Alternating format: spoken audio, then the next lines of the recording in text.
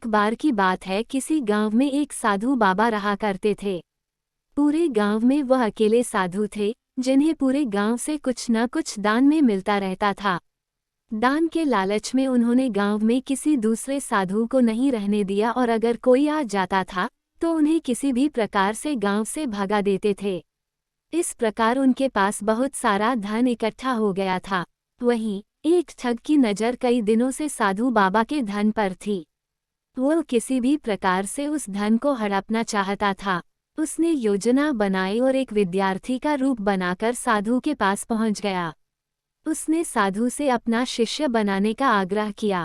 पहले तो साधु ने मना किया, लेकिन फिर थोड़ी देर बाद मान गए और ठग को अपना शिष्य बना लिया।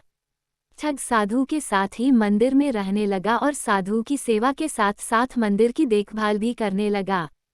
ठग की सेवा ने साधु को खुश कर दिया, लेकिन फिर भी वह ठग पर पूरी तरह विश्वास नहीं कर पाया।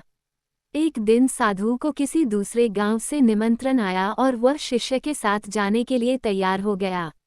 साधु ने अपने धन को भी अपनी पोटली में बांध लिया।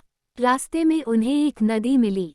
साधु ने सोचा कि क्यों न गांव में प्रवेश करने के पहले नदी में स्नान कर लिया जाए। साधु ने अपने धन को एक कंबल में छुपाकर रख दिया और ठग से उसकी देखभाल करने का बोलकर नदी की ओर चले गए।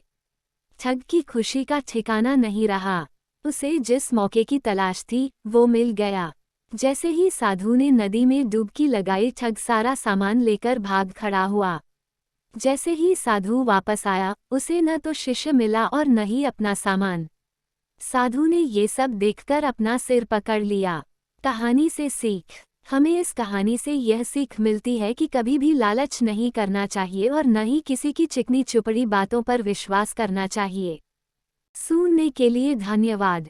मेरा चैनल सब्सक्राइब करें, लाइक और शेयर भी करें। धन्यवाद।